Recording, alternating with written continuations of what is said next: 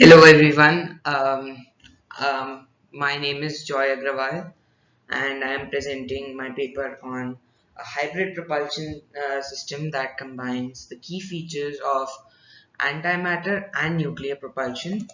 Here we're going to discuss, we'll start from a bit of introduction, then discuss what protopulsion actually is, then a bit of economics, then novelty, then we'll discuss about environmental hazards, then about conclusion, and then I'll conclude with acknowledgements and references. So let's get started.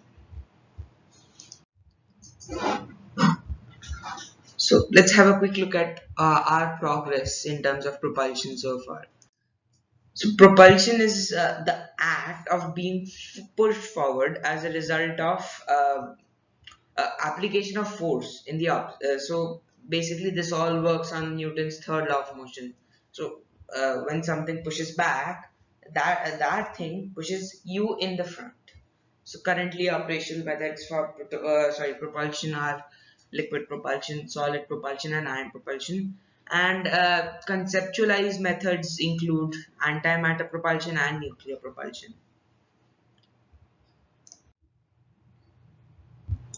So here I am talking about an efficient hybrid propulsion system, which I have coined as protopulsion, and let's get started. So protopulsion is basically proton plus propulsion. So protopulsion is a hybrid technology which combines the different aspects of antimatter and nuclear propulsion. So this realizes a true nuclear propulsion that releases energy at a bit in a bit cost effective and efficient way. So here we talk about an atom is stored in a stable isotopic form, and via annihilation methods we convert it into the desired unstable state. So this initiates a long chain reaction, and this actually then this long chain reaction releases a lot of energy. This energy then we transfer as heat to the spherical ball in which all these reactions are happening, and that spherical ball then delivers this energy as heat to hydrogen fuel. Hydrogen fuel takes up this energy, and then the whole rocket dynamics, exhaust velocity, and everything of that sort happens. So first step includes production of antiprotons. Then we there's a spherical ball, and in that we have a network of iron rods inscribed in the middle, which pass the heat energy very efficiently through. So then we have then all the reactions are taking place in this small spherical chamber, which is closed, cut off from atmosphere, so that we don't have air in there, so that the antiprotons are not wasted unnecessarily. And then we have then the energy is released as heat to the external periphery of the reaction chamber, that is a spherical ball, and that heat is delivered to liquid hydrogen. It suddenly expands, and this reaction chamber is also cooled in the process, and this produces thrust and delivers it to the vehicle, so that the propulsion actually occurs. So antiprotons are basically negative protons. They are antimatter of protons. They are currently produced in particle decelerators, where they are accelerated to high speeds, and then they are smashed onto a metal block. So there's a sudden deceleration. This sudden deceleration actually exerts a lot of force on them, and this causes the charges. So we have a huge cylinder, long cylinder basically, and in that we have valves. We have a lot of liquid hydrogen filled. So there's a lot of pressure, and there's a constant heating source that keeps on heating that vertical column. And as and when required, we open the valves. So as the valves are open, the liquid hydrogen due to the pressure, it has a lot of energy, and as soon as we open it, it's being heated. So there's a sudden expansion of liquid hydrogen, and this causes a sudden acceleration. And plus, since the rocket is shooting up in the sky, there's a certain velocity, it has a lot of acceleration. So there also we are able to generate a lot of energy for the particles, liquid hydrogen particles. Then these smash onto metal blocks and generate antiprotons, because hydrogen molecules are essentially just protons, made up of protons, because they don't have neutrons. So then we separate the antiprotons and protons, because there's not 100% conversion rate, and these are then separated through magnetic fields. So reactions that are occurring in this are like antiprotons and the calcium 48, which we have chosen. They are released into a reaction chamber, which is essentially just a closed spherical lead ball with copper hubs inscribed in lead, organized in an organized manner. So the first reaction is annihilation. So here we have calcium 48 plus a P minus, that is a negative proton. This is converted into a potassium 47 isotope, and gamma particles and energy is released. So calcium 48 reacts with the antiproton to form potassium 47 and release a lot of energy. The energy is about 1876 mega electron volts per annihilation. Now we have the byproduct as potassium 47. So potassium 47 is generally it is not stable. So since there was just an annihilation, there's heat in the cabin, and the heat puts in that energy to the electrons. Those electrons shift orbit, they go to a higher orbit, and this causes more instability. So the half life of these atoms get reduced. So this reacts with so this actually beta decays into calcium 47, and this releases energy. So energy released is calculated with the help of the equation E is equal to mc square, which is essentially energy mass equivalence. Because what is happening is this potassium 47 is being converted into calcium 47, and there's some mass lost in it. So mass can't be lost. So actually that mass is being converted into energy. So we calculated using mass energy equivalence, which is E is equal to mc squared. So the total energy therefore is about 6.63 mega electron volts of energy. Here the byproduct was calcium 47, which is again unstable. Again the whole reaction occurs, and we again get scandium 47 and energy. Again we calculate amount of energy with E is equal to mc square, that is nearly roughly about 1.987 mega electron volts or 2 mega electron volts. Now our byproduct was scandium 47, which is again unstable.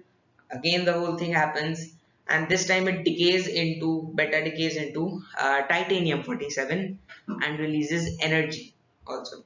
Again we calculate and we get about zero point 0.6 mega electron volts of energy, which is generated from this decay. So now this was the last uh, isotope, because this one is stable, it is very much stable, and this keeps on accumulating in the reaction chamber at the bottom itself. So the total energy therefore becomes about 1885.22 MeV of energy, or 3.02 times 10 power minus 10 joules.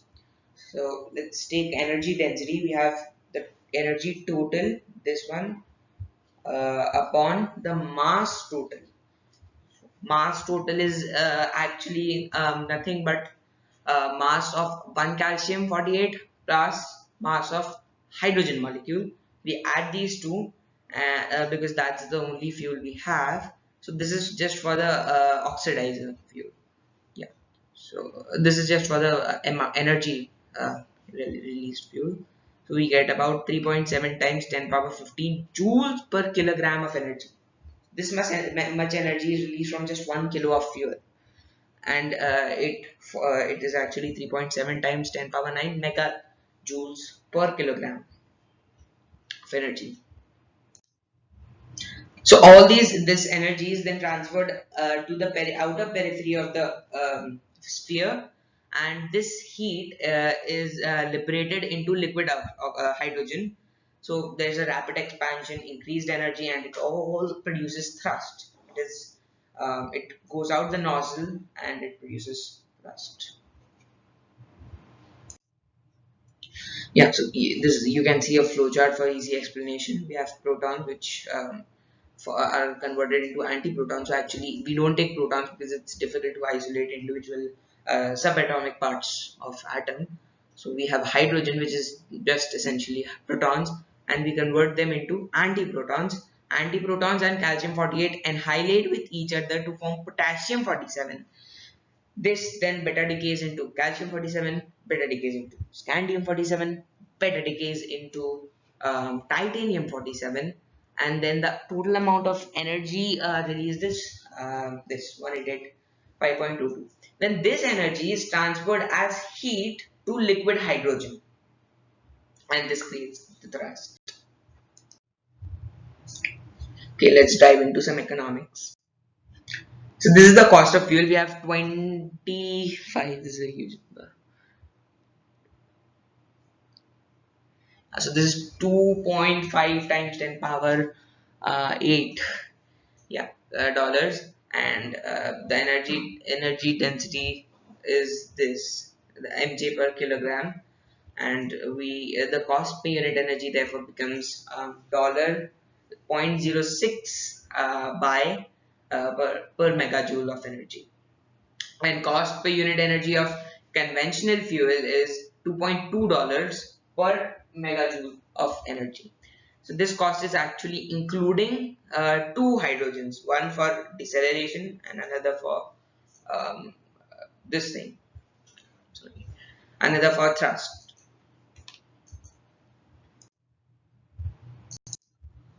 So antimatter propulsion is a conceptualized propulsion technique by positron dynamics.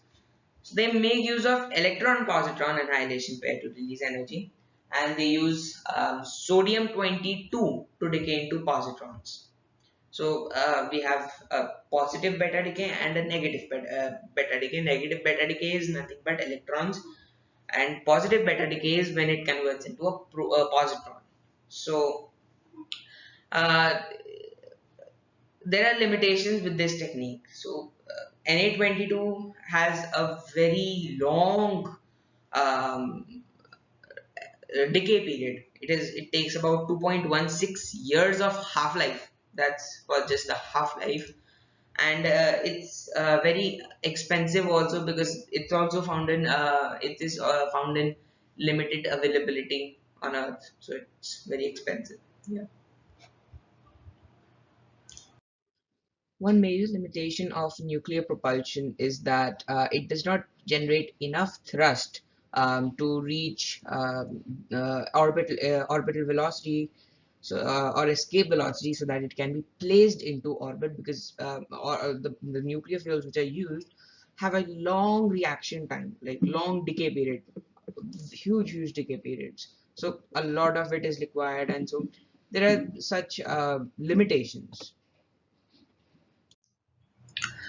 Ion propulsion is a conceptualized, tested, and working technology, but it is a bit impractical in Earth's atmosphere. It creates low magnitude of thrust, so it ideally can't be used for launching from Earth, from ground to space.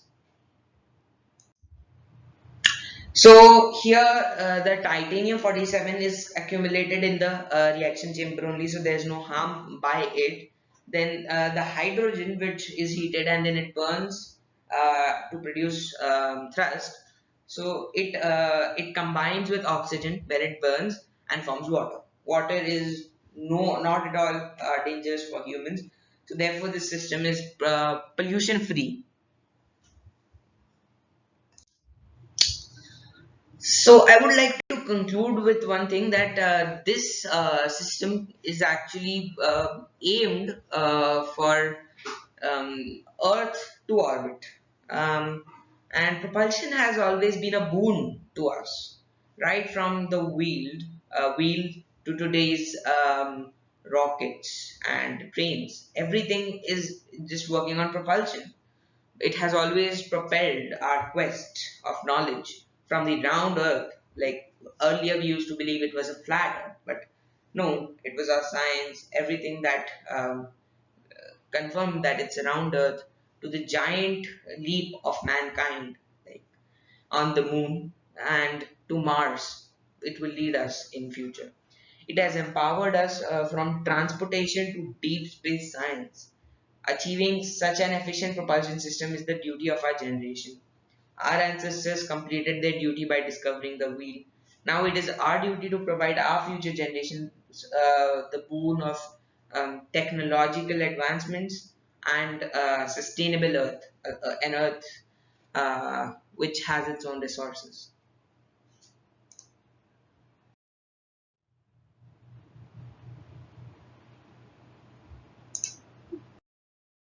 Thank you.